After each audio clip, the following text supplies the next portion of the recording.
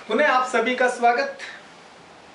शुरुआत करते हैं वर्तमान परिस्थितियों को देखते हुए गिरिजा कुमार माथुर के छाया मत छूना की कुछ पंक्तियां याद आती है कि दुविधा हत साहस है, दुविधा हत साहस है, दिखता है पंथ नहीं, देह सुखी हो पर मन के दुख का अंत नहीं। विचार कीजिएगा कि दुविधा हत साहस है, दिखता है पंथ नहीं, देह सुखी हो पर मन के दुख का अंत नहीं।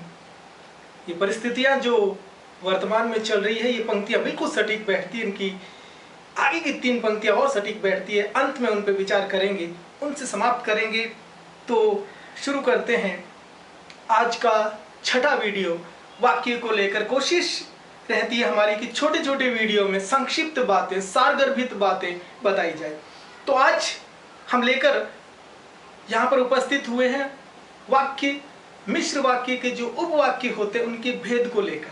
और केंद्रीय माध्यमिक शिक्षा बोर्ड में इससे संबंधित एक प्रश्न पिछले 3 साल से लगातार आ रहा है और प्रत्येक प्रश्न पत्र के प्रत्येक भाग में आ रहा, चाहे वो कूट संख्या 1 हो, 2 हो या 3, तीनों में अक्सर ये 1 अंक का प्रश्न पूछा जाता है। कभी प्रधान उपवाक्य के बारे में, कभी आश्रित उपवाक्य को अलग करके उसके भेद के बारे में। तो आज हम 2 तरह से सीखेंगे, व्याकरणिक नियमों के अनुसार उनकी परिभाषा और साथ ही साथ ट्रिक्स जो बहुत काम आती है, बिल्कुल संक्षिप्त में। लेकिन ध्यान रहे, इससे पहले हमें याद रखना है कि प्रधान उपवाक्य और आश्रित उपवाक्य को अलग कैसे करना है। आश्रित उपवाक्य को अलग करने के लिए और प्रधान उपवाक्य को अलग करने के लिए हमें मिश्र वाक्य को सरल वाक्य में बदल देना है। और जिस भाग की क्रिया का रूप परिवर्तित हो जाता है वह आश्रित उपवाक्य होता है और जिसका रूप नहीं बदलता वह प्रधान उपवाक्य होता है। और अक्सर आश्रित उपवाक्य किसी, जो से, यदि से, यद्यपि से, जहां से, जब से आदि से शुरू भी होते हैं। वो ट्रिक में मैंने आपको बताया। तो शुरू करते हैं आश्रित उपवाक्य के भेद। जैसा कि आप देख पा रहे हैं, आश्रित उपवाक्य के जो भेद होते हैं वो 3 होते हैं: संज्ञा उपवाक्य, विशेषण उपवाक्य, क्रिया विशेषण उपवाक्य। हम इन तीनों पे सिलसिलेवार चर्चा करेंगे संक्षिप्त रूप में अगले 10-15 मिनट तक। और ये पूरा प्रयास करेंगे कि हम इनको छांटना सीखें और यह भी सीखें कि इनकी परिभाषा क्या है और ट्रिक्स से कैसे पता चले कि ये संज्ञा उपवाक्य है, विशेषण उपवाक्य है या क्रिया विशेषण उपवाक्य है। तो चलते हैं सबसे पहले परिभाषा संज्ञा उपवाक्य की। संज्ञा उपवाक्य मुख्य उपवाक्य की किसी संज्ञा अथवा संज्ञा वाक्यांश के बदले जो उपवाक्य आता है उसे संज्ञा उपवाक्य कहते हैं। अब इसके लिए कैसे पता करें कि ये मुख्य उपभाग यानी जो मुख्य उपवाक्य है, प्रधान उपवाक्य, उसकी संज्ञा के बारे में कह रहा है। तो इसके लिए सिंपल सी एक ट्रिक है, लेकिन व्याकरण के नियमों के अनुसार आइए एक मिश्र वाक्य लेते हैं संज्ञा उपवाक्य का। मैंने सुना है कि आपके देश में अच्छा राज प्रबंध है। ये जो लाल रंग से रेखांकित किया हुआ है, ये वाला जो भाग है हम पहले ही समझ चुके हैं कि इससे शुरू हो रहा है और इसकी मुख्य क्रिया है और ये इसके ऊपर आश्रित है। तो ये आश्रित उपवाक्य है, यानी आपके देश में अच्छा राज प्रबंध है। अब हम कैसे पता करें, कैसे हमें पता चले कि ये वाला जो भाग है ये इस वाले भाग की संज्ञा अथवा संज्ञा वाक्यांश के बदले आया हुआ है? तो प्रयास करते हैं, इसको हम सरल में बदलते हैं। सरल में बदला, आपके देश में अच्छे राज प्रबंध के बारे में मैंने सुना है। आपके देश में अच्छे राज प्रबंध के बारे में मैंने सुना है। तो यहाँ पर ये वाला जो भाग है कि आपके देश में अच्छे राज प्रबंध के बारे में मैंने सुना है, ये जो वाक्यांश, ये जो आश्रित उपवाक्य आया है, ये इस संज्ञा के बारे में कह रहा है, इस संज्ञा के बारे में बता रहा है कि किस बारे में सुन रखा है। तो आपके देश में अच्छे राज प्रबंध के बारे में मैंने सुना है। तो ये जो है आपके देश में अच्छे राज प्रबंध के बारे में ये जो बात है पूरी की पूरी, ये इस सुन रखा है यानी मैंने सुना है, इस संज्ञा के बारे में बता रहा है। तो ये वाला जो भाग होगा, वो वाला भाग जो होगा वो संज्ञा उपवाक्य का होगा। बात थोड़ी घालमेल हो गई, खुल मिल गई, समझ में नहीं आई। पुनः समझते हैं। एक हमेशा वाक्य आता है, गांधी जी कहते हैं कि सदा सत्य बोलो। गांधी जी कहते हैं कि सदा सत्य बोलो। गांधी जी कहते हैं कि सदा सत्य बोलो। गांधी जी सदा सत्य बोलने के लिए कहते हैं। ये इसका सरल रूप हुआ। तो आप ध्यान से देखिएगा, इसका जो आश्रित उपाक्य था वो ये था कि सदा सत्य बोलो, और यहाँ पर उसका सरल वाक्य हुआ गांधी जी सदा सत्य बोलने के लिए कहती हैं। तो गांधी जी संज्ञा, इसके बारे में सदा सत्य बोलने वाला भाग जो है उसके बारे में निर्देश दे रहा है, बता रहा है, संज्ञा के बारे में बता रहा है। अतः ये संज्ञा उपवाक्य है। अब इससे भी यदि समझ में नहीं आया, इसके लिए आपको व्याकरण के नियमों में जाना पड़ेगा। इससे भी यदि समझ में नहीं आया तो सिंपल सी बात है, बच्चे लोग जो इसे देख रहे हैं सामान्य रूप से इधर आइए। संज्ञा उपवाक्य बहुधा, बहुत अधिक स्वरूपवाचक समुच्चय बोधक जो कि होता है उससे आरंभ होता है। बस इतना याद रख लीजिए। वो बात समझ में नहीं आई तो इस बात से आप सीख लीजिए कि ये स्वरूपवाचक समुच्चय बोधक यानी किस से आरंभ होता है। यानी यदि परीक्षा में किस से आरंभ होने वाला, कि से आरंभ होने वाला कोई भी उपवाक्य होगा, आश्रित उपवाक्य होगा, तो वो संज्ञा उपवाक्य होगा। हो सकता है संज्ञा उपवाक्य के बारे में आप अच्छे से नहीं समझ पाए हैं, तो ट्रिक से समझ लें। आगे मैं भरोसा दिलाता हूं कि विशेषण उपवाक्य और क्रिया विशेषण उपवाक्य उदाहरणों से हम आसानी से समझ पाएंगे। जब इनको हम समझ पा सकते हैं, समझ लेंगे, तो मैं मानता हूं फिर वापस संज्ञा उपवाक्य आसानी से समझ में आ जाएगा। तो ट्रिक है कि वाले सारे वाक्य संज्ञा उपवाक्य में आते हैं। आगे बढ़ते हैं। विशेषण उपवाक्य, मुख्य उपवाक्य की किसी संज्ञा की विशेषता बताने वाला उपवाक्य विशेषण उपवाक्य कहलाता है। सामान्य सी बात है, एक प्रधान उपवाक्य और एक आश्रित उपवाक्य। प्रधान उपवाक्य की किसी संज्ञा की विशेषता यदि वो बता रहा है आश्रित उपवाक्य, तो वो विशेषण आश्रित उपवाक्य है। उदाहरण लेते हैं। उदाहरण हमने लिया, जैसे जो मनुष्य विद्वान होता है उसे सभी चाहते हैं। जो मनुष्य विद्वान होता है उसे सभी चाहते हैं। अब ये वाला जो रेखांकित भाग है, ये वाला आश्रित उपवाक्य है, जो कि उसे सभी चाहते हैं।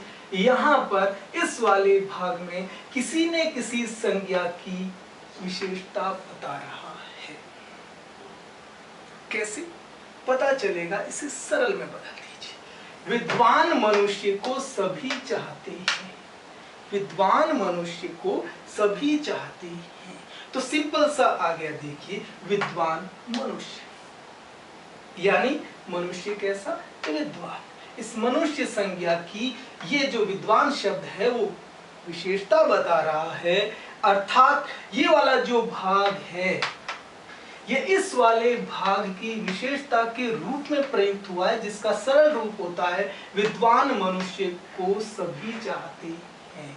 तो साधारण सी बात हो गई, ये वाला जो भाग है, ये चाहने वाले जो मनुष्य है वो कैसे हैं? वो विद्वान मनुष्य है, अर्थात इस वाले भाग की विशेषता बता रहा है। समझ में आया?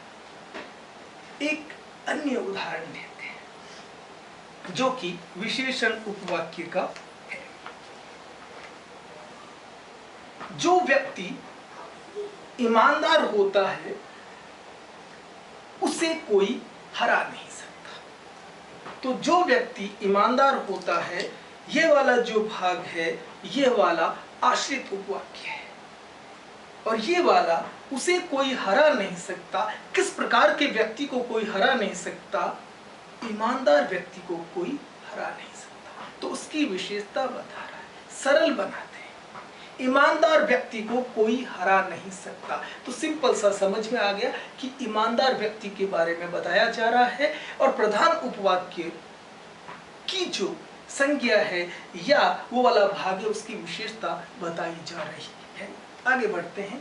उससे पहले अब बात रही ट्रिक की। मैंने तो केवल जो वाला वाक्य बता दिया, तो ट्रिक्स में कैसे पता करना है, और ये श्योर है, बिल्कुल 100% सही है कि जिस उपवाक्य में जो, जिसे, जिसका, जिसमें, जैसा, जिसने, जिसको और जिन्हें, उन्हें, सुनिएगा, जो भी आश्रित उपवाक्य जो से शुरू हो, जिसे से शुरू हो, जिसका से शुरू हो, जिसमें से शुरू हो, जैसा से शुरू हो, जैसे से शुरू हो, जिसने से शुरू हो, जिसको से शुरू हो, जिन्हें से शुरू हो, ये सारे उपवाक्य विशेषण उपवाक्य में आते हैं।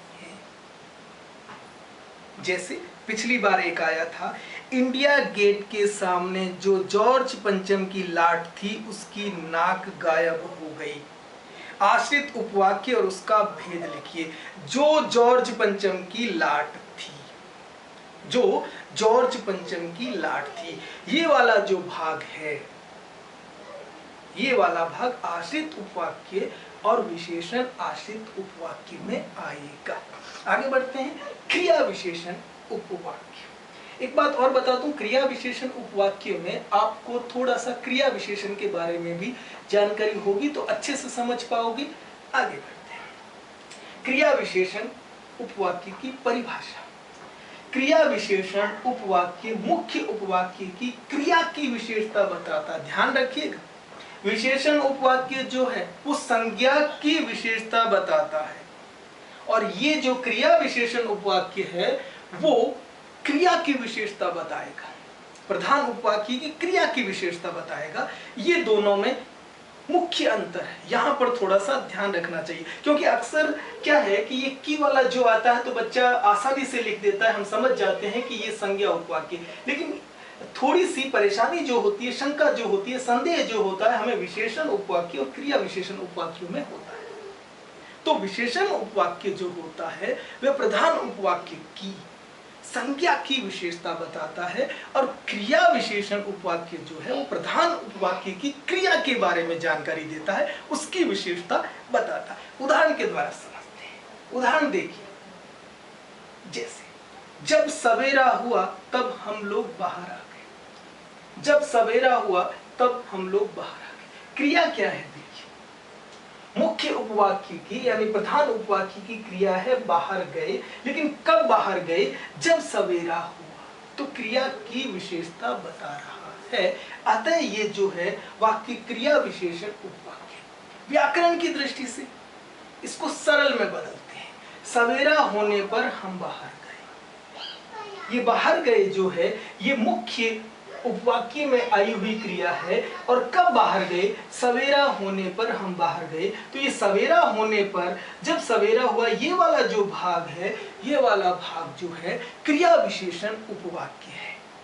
अब इसमें भी देखिए क्रिया विशेषण के जो 4 भेद होते हैं, रीतिवाचक क्रिया विशेषण, कालवाचक क्रिया विशेषण, स्थानवाचक क्रिया विशेषण और परिमाणवाचक क्रिया विशेषण। इनके भी अब हम कह सकते हैं स्थानवाचक क्रिया विशेषण उपवाक्य, कालवाचक क्रिया विशेषण उपवाक्य, रीतिवाचक क्रिया विशेषण उपवाक्य और परिमाणवाचक क्रिया विशेषण उपवाक्य। तो इसमें सिंपल सा है, आप क्रिया विशेषण में यहाँ कब का यदि जवाब मिलता है तो वो कालवाचक हो गया, कहाँ का जवाब मिलता है तो स्थानवाचक हो गया, और समय का बोध होता है, कब का जो है, माफी चाहता हूँ, कब का जो है वो समयवाचक कालवाचक हो गया, कहाँ का जवाब मिला वो स्थानवाचक हो गया, कैसे और किस प्रकार का यदि आपको जवाब मिला, उस क्रिया के बारे में जवाब मिला कि किस प्रकार हो रही है, तो वो रीतिवाचक हो गया, और कितना के बारे में जवाब मिला तो परिमाणवाचक क्रिया विशेषण उपवाक्य हो गया। लेकिन मैं समझता हूं 10वीं तक यदि हम केवल इतना ही लिखेंगे कि क्रिया विशेषण उपवाक्य है तो हमें पूरा 1 अंक प्राप्त हो जाएगा। इतनी गहराई में यदि हम जाएंगे तो ऊपर का भाग जो पीछे छूट जाएगा। लेकिन ट्रिक पे आते हैं, ट्रिक जो कि आज के बच्चे पसंद करते हैं कि हमें तो तुरंत कैसे पता चले। तो देख लीजिए, जिस भी क्रिया विशेषण आश्रित उपवाक्य में, क्रिया विशेषण आश्रित उपवाक्य में, क्रिया विशेषण उपवाक्य, आश्रित उपवाक्य के भेद ध्यान रखिए, संज्ञा उपवाक्य, विशेषण उपवाक्य, क्रिया विशेषण उपवाक्य, प्रधान उपवाक्य के कोई भेद नहीं होते हैं, ये कंफ्यूज नहीं हो। संज्ञा उपवाक्य, विशेषण उपवाक्य, क्रिया विशेषण उपवाक्य, तो संज्ञा आश्रित उपवाक्य, विशेषण आश्रित उपवाक्य और क्रिया विशेषण आश्रित उपवाक्य हैं। तो इसमें आप कहीं भी कंफ्यूजन नहीं होना है, क्योंकि केवल आज हम आश्रित उपवाक्य के बारे में ही पढ़ रहे हैं, प्रधान उपवाक्य के बारे में नहीं पढ़ रहे, और प्रधान उपवाक्य के कोई भेद नहीं होते। कोई ये भी तो कह सकता है कि आश्रित लिखा हुआ नहीं, आश्रित ऊपर लिखा हुआ है, हम इनके भेद के बारे में जान रहे हैं। तो हम यहाँ पर थे, क्रिया विशेषण उपवाक्य में जो भी आश्रित उपवाक्य जब से, जहां से, जिधर से, ज्यों से, यद्यपि से, क्योंकि से, यदि आदि से शुरू होते हैं तो वो क्रिया विशेषण उपवाक्य होते हैं। तो आज हमने ट्रिक भी समझी, लेकिन मोटे मोटे तौर पर मैं वापस दोहरान कर लेता हूं, क्योंकि हो सकता है ये थोड़ा सा कठिन भाग रहा हो। जैसा मैं समझा पा रहा हूं, खुद मैंने समझा है, तो हो सकता है आपके लिए कठिन भाग हो, लेकिन इसलिए वापस दोहरान कर रहा हूं कि जो संज्ञा आश्रित उपवाक्य होता है वह प्रधान उपवाक्य की किसी संज्ञा के बारे में या उसके बदले में आता है। जैसे मैंने सुना है कि आपके देश में अच्छा राज प्रबंध है, तो यहां पर की वाले जितने भी वाक्य है वो संज्ञा आश्रित उपवाक्य में आएंगे। सरल करके हमने समझा था। उसके बाद विशेषण उपवाक्य जो है मुख्य उपवाक्य की किसी संज्ञा की विशेषता बताता है, और साथ ही साथ ये जो सारे वाक्य होते हैं वो जो से, जिसे से, जिसका से, जिसमें, जैसा, जिसने, जिसको, जिन्हें, जिन्होंने आदि से शुरू होते हैं। और हमने वाक्य लिया था, जो मनुष्य विद्वान होता है उसे सभी चाहते हैं। ये सभी चाहते हैं प्रधान उपवाक्य कैसे व्यक्ति को, विद्वान मनुष्य को चाहते हैं। तो ये विशेषण उस संज्ञा का विशेषण है, उसकी विशेषता बता रहा है, विद्वान मनुष्य को सभी चाहते हैं। तीसरा हमने क्रिया विशेषण, जो मुख्य उपवाक्य, जो प्रधान उपवाक्य होता है उसकी क्रिया की विशेषता बताता है, तो क्रिया विशेषण उपवाक्य होता है। जैसे ये सारे वाक्य जब से, जहां से, जिधर से, ज्यों से, यद्यपि से, क्योंकि से, यदि आदि से शुरू होते हैं। एक वाक्य हमने लिया, जब सवेरा हुआ तब हम लोग बाहर आ गए, और सरल वाक्य बनाकर हमने व्याकरणिक दृष्टि से सीखा, सवेरा होने पर हम बाहर आ गए। तो इस प्रकार ये जो है उपवाक्य की ट्रिक्स और इनके व्याकरणिक नियमों के बारे में संक्षिप्त रूप में हमने सीखा।